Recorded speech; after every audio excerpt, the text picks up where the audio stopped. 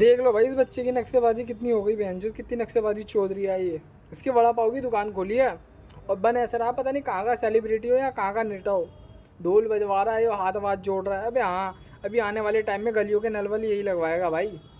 Vote देना भाई इसको। मोदी और राहुल गांधी तो चूतियाँ हैं जो लड़ रहे हैं, असली सेलिब्रिटी तो ये है। इसको लड़वाओ चुनाव में अपने, जिसको जीतना है।